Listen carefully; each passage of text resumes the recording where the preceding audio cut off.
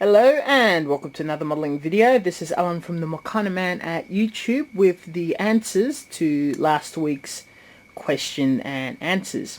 We have a few interesting topics that we're going to explore. Just before I get into that, these are just some bits and pieces I've been playing with. A large Mecha Musume for the Mecha Lounge Ground versus Air Decal event. Some Mecha Musume toy mod and scratch builds. And this is off a Marasai, just playing with airbrush effects and masking. So just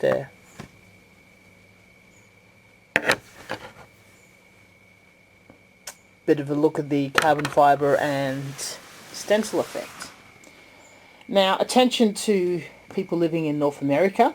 The Bandai World Cup qualifying heats are going to be travelling from next month till October in different conventions in parts of the country. I will put a link down below for you guys to check out, and if you choose to enter, it will be a fun experience, I guarantee it.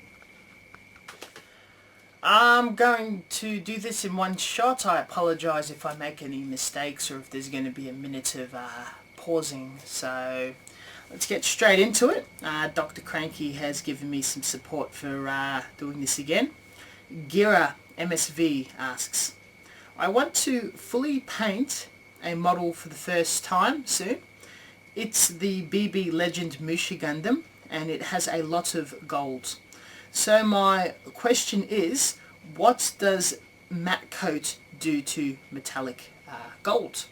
Now this, I assume, is that really bright gold that does come on the runners of Bandai kits. It's a fine foil and you can submerge it in a very particular chemical. I do not remember what it's called off the top of my head, but if you type on YouTube dechroming, it will teach you how to use a certain bleach or chemical and strip the chrome gold or the chrome foil off the plastic without damaging the styrene. I will do such a video about this in the future. Though if you want to just apply a matte on top, I do warn you that paint does not adhere to the foil as well as plastic, so make sure you have it nice and clean, no fingerprints. Give it a light rub with some methylated spirits or rubbing alcohol. What the matte will do is just reduce the luster and the shine. It will not be as shiny, and it might actually, or if enough matte coat is applied on top, it might become a flat yellow instead of a metallic. It does happen. 10XIT has an issue with a very thin peg broken off in a part. He's watched my tutorial on the pin vise technique and believes it will not work in his situation. He has uploaded a video of his problem. I'll put the link down below so you guys exactly know what's going on.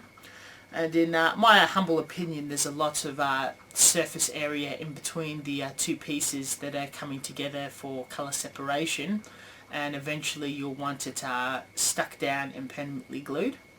You did mention you want to heavily modify paint the piece. This has happened to me before. What I recommend is leave it as is, do the modifying, painting, everything. When the model's done and you're doing your final assembly, glue it into place. There's plenty of surface area for a good glue to stick it down. A two-part epoxy will be perfect. If you do choose to use a super glue, be extremely careful not to damage your finish. If you do want it to be separatable, it's going to be a lot more difficult, and the peg that is stuck in that hole needs to be retrieved out, and by the look of it there's a fair amount of hollow space, so with a little plastic or other part you could probably reinforce it and have it there stuck permanently. I hope that gives you some angles to think about it. But if you're going to permanently glue it down later, then there's no harm leaving it is how it's now, and just continually modify and work on your kit. If you're not 100% satisfied, of course you can PM me again. Gunpla Nut has a couple of questions. Okay, here come several. Have you ever tried to strip lacquer off plastic? If so, have you had success, and what did you use? I have. The only way to remove lacquer from a surface is lacquer thinner, as it reinstitutes it back into a paint state and it can be wiped off. The only catch is lacquer thinner can craze and damage styrene. So in past, when I've removed primer or any such material, I've wet sanded it off. It's a very lengthy process and quite annoying, but that's what I do. When it comes to tracks on model tanks, aftermarket ones worth the money. In my opinion, 72nd scale, when it's quite small, is sufficient. Sometimes they're already moulded, sometimes it's that rubber poly material. With aftermarket tracks, the idea is there's sags in between the wheels on the top part of the track, and they're individual links, which is a very tedious task. They're very expensive, but they look very realistic. It depends on the very kit you're working on. When you build it and you test fit the tracks, you can decide if they don't look very realistic, if there's no sags, and if you want to buy an aftermarket one where the reviews give it an idea that they're historically realistic, that they look good. Though it just comes down to personal opinion. If you think the tracks that come with your kit looks good, stick to them. If you're if you're really unhappy with them, you think it does not look good, then aftermarkets are always an opportunity. Do you need special primer for metal parts such as tank barrels or photo etch? Yes, you do. When you're priming, you have your normal primer, and other products you may see in auto stores or whatever called etch primer. Etch means it attaches itself to bare metal surfaces. Now, Mr. Hobby sells a clear bottle metal etch primer. It brushes on really nicely without any streaks, airbrushable, which you can clean out with lacquer thinner. And Tamiya sells the same thing in a rattle can. These products I found to be quite amazing, and they last a very long time. So check out for Mr. Hobby metal primer or etching solution at your hobby store. I believe in my last wargaming miniature or pewter miniature video, the Dystopian War Walker, I demonstrated clearly the use of that product. And the last one, not hobby related, but if I were to go to Japan, can you recommend some ideas on how to keep lodging costs low? Thanks, mate, and always great video. Hostels, I mean, there's setbacks. You're going to be boarding up with people you don't know. There may be security issues. It depends how confidently you feel. Japan's a very safe country. The worst experience you'll get in hostels is if the people you're staying with are very annoying, stay up late, noisy, whatever. If you're a delicate sleeper, this can piss you off. But generally, hostelworld.com will give you comparative hostels and locations across Japan that are quite cheap to stay in. I recommend the YHA chain of hostels across the major cities. They're quite cheap, and they've got a generally nice community with the staff and the people staying there. Next question. Sorry mate, it's something or other James, I don't want to mispronounce. Hey bro, I have some questions regarding Alclad 2. I am new to using it. It's still sitting on my hobby desk after having it a few weeks. Everything else I paint and spray with is acrylic. Do you have any tips for using it and the cleanup? Cheers. I did make a video on using Alclad. Unfortunately you cannot use Alclad on top of acrylics. It's even unadvisable to use on top of Tamiya acrylics, as it's a high quality premium paint. The best surface when you prime a piece and your piece is free of all flaws, and with the primer, add a top coat of Tamiya enamel gloss black or Mr. Hobby Lacquer gloss black, and then a few coats finely dusted with Alclad. Put a acrylic clear, Tamiya gloss clear or Pledge Future Flora acrylic, and it will seal it and look quite beautiful.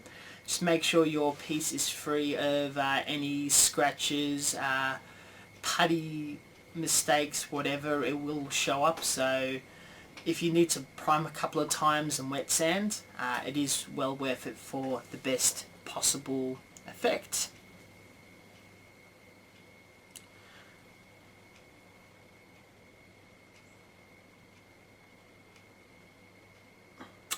John Boy 384, just getting into my airbrush pre-shading mecca using a Mr. Hobby Procon Boy DA 2mm and Mr. Hobby acrylic. Very happy with the results so far. However, I am getting occasional builds up on the needle tip, reassuring removal during plate painting of lighter colour. Is this a pressure thinning issue of the paint or a user technique flaw? And stuff about his automotive finishing background. Some pigments do build up on the tip of the needle, and this can risk splattering or fine blobs or dots being sprayed all over your work. It depends on the paint, depends on thinning, depends on the heat on the air. After a few passes, you can take the crown off the tip of your airbrush and just wipe it off with a cotton bud and keep airbrushing. There's so many variables to why this is occurring. It's hard to pinpoint without actually being behind your shoulder, but you can wipe away the build-up after a few passes of paint.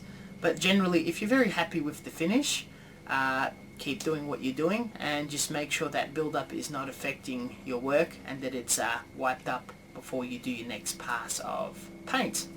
I hope this helps you, and I bet you that your work is looking quite wonderful. This individual has posted a question and then removed it, so I'm not going to state his name. Noob modeler here. Just a quick note, I don't like people referring to themselves as noobs. This is the modeling community, not the video game community. We're all students here together learning. At many stages, a beginner may become a teacher, and us experienced guys can learn from them. But you're all students and you're all doing a wonderful job. Just keep practicing and you will achieve a excellent finish in the future. Yeah, noob question here. Thanks so much for posting this, Mokana Man. Here is a question similar to the one asked here, but I've just to get things clear, what kind of top coat shouldn't be used with acrylics again? I'm thinking of switching to using acrylics for everything, but I do have some enamels lacquer top coat that I'd like to finish using. I've explained this before, but I'm happy to explain again. Generally, acrylics are quite a weak paint, and heavy solvent paints on top of acrylic can dissolve or damage its finish or nature. Generally when you spray lacquer, any sort of paint can be sprayed on top of that.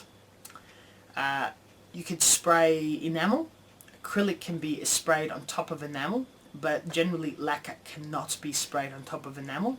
And once you spray acrylic, enamel and lacquer cannot be sprayed over, as you could damage the paint finish. There is a special clause to this rule, as Tamiya has a special resin mixed in.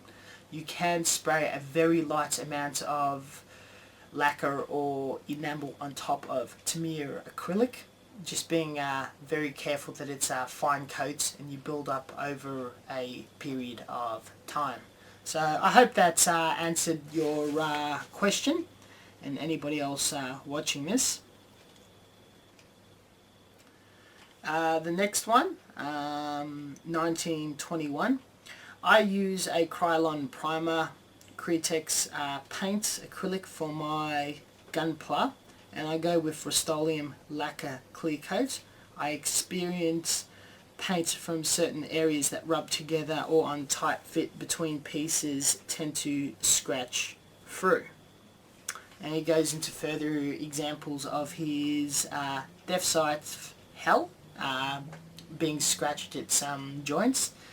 He and I had further talks via PM.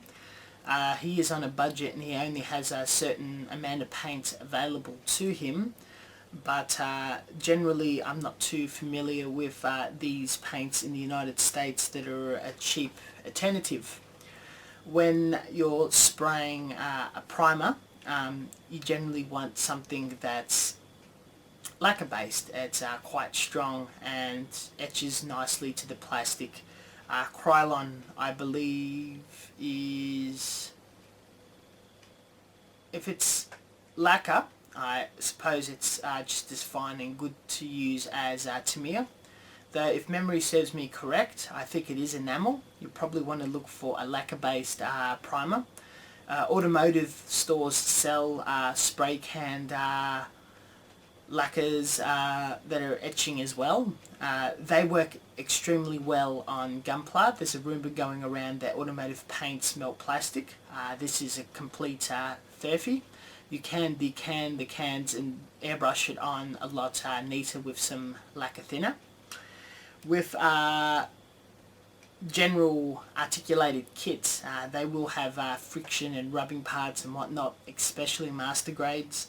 Normally people in Japan use lacquers, resin-based lacquers that resist scratching, like Mr. Hobby.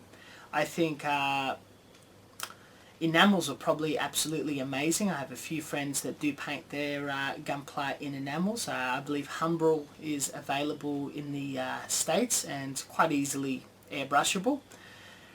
That would build a lot more, it dries a lot harder. It takes a lot longer to dry, but it dries a lot harder and it's a lot more scratch resistant. So when you're posing your kits or moving them around or playing with the articulation, there is a lot less chance of scratches or damaging occur. And with Topcoats, enamel, lacquer, acrylic is all fine.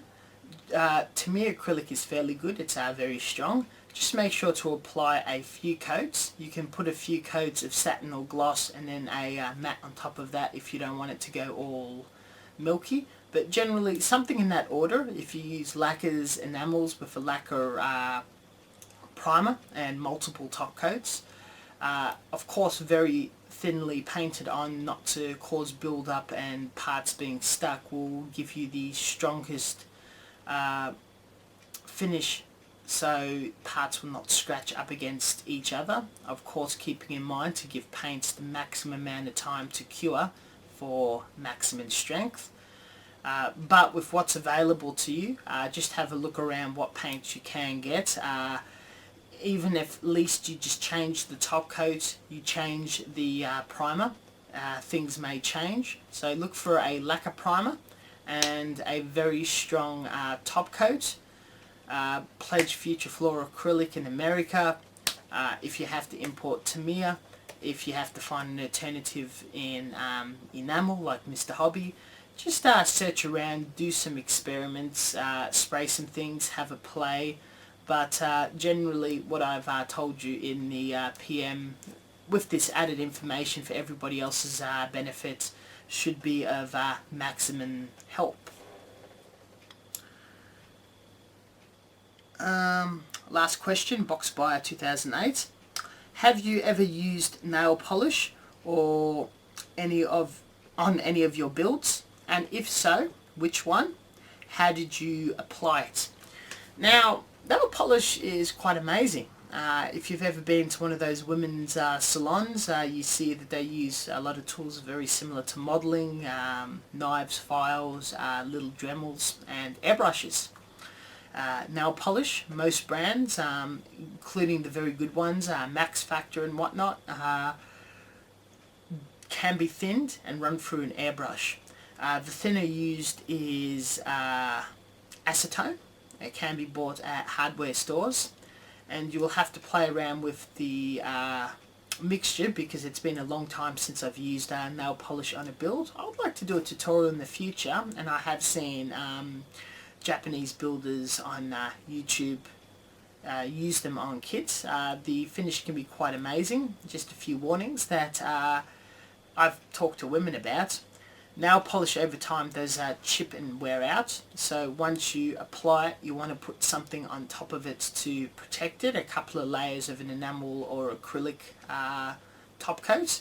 The clearer nail polishes or semi-transparent ones can go yellow over time, so try to go for paint-based ones with a solid colour.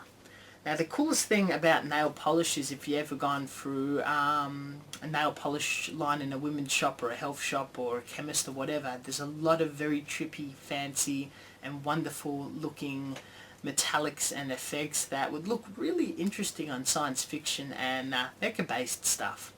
Hand paintable, thinnable and airbrushable. Instead of using the watered down nail polish remover, look for acetone, have a little play around, have a test, apply it onto a primer, use a top coat, and it's going to look very wonderful on models.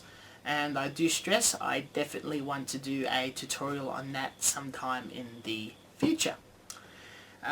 This is the conclusion of question and answer video. I don't think I've screwed up. I've sort of rambled a bit and really analysed some of these more difficult than usual questions. Thank you very much for watching.